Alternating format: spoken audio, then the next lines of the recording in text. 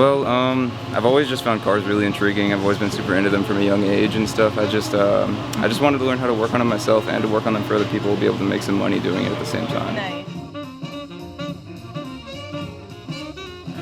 Well, I suppose you could start off with always checking your own oil. I mean, that's kind of the easiest thing you can do. You just pop your hood, pull the dipstick out, and if it's got oil in the, in the range, then you're good to go. Yeah, so there's a high and low mark on basically all cars' dipsticks, except for newer cars because they're coming with electronically, controlled dipsticks. So you just access that through your multimedia center or anything like that, your control panel. But yeah, on every physical dipstick there's a high mark and a low mark, and it's really easy to tell. You just pull it out and you can see whether the oil's in between those two marks, and it's a very, very important thing to have in your car. is engine oil location on every car, but it's usually pretty easy. Usually marked in yellow, but this one's a little red. You just pull it out. You want to wipe off the excess oil because it could be splashed around and give you an uneven reading.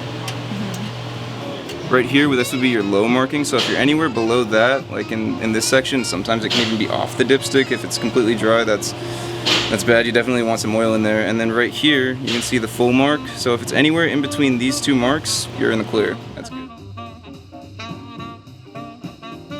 No, so if your engine's running poorly, it can burn oil, or as you know, engines do leak oil occasionally if you have some bad seals or something like that. But yeah, engines can burn oil if it gets into the combustion chamber, and that's a sign of a poor running engine. Something needs to be fixed in that case, and you will have to top up on oil every now and then. But in a well-running car, if everything's in good condition, no, you shouldn't be losing any oil in any scenario. It won't evaporate, won't burn, won't leak.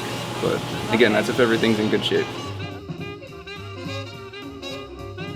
Sort of like apple juice. Yeah. Like new oil, sort of going to look like apple juice kind of a color, but after a couple hundred miles, yeah, it's going to start to look black, which is normal. Most people think like when your oil gets black, it's time to change, but that's not necessarily the case. I mean, you want to change your oil routinely, of course, like every 3,000 to 5,000 miles, something like that. But it's normal for oil to get black and dirty because it's doing lots of work in there, getting caught up in fuel and stuff like that.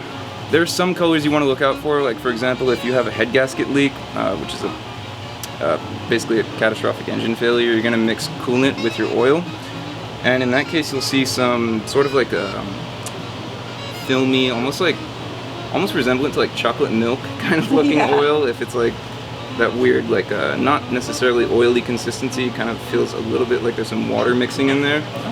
That's bad news, and you're gonna have to rebuild your engine completely. But in any other cases, oil's just either gonna be, like I said, sort of like apple juice colored if it's new, or sort of black if it's just getting older. Yeah, but you want to change your oil every 3,000 to 5,000 miles, regardless of color or anything like that. You can also look for like little metal shavings if your dipstick looks sparkly, like glittery.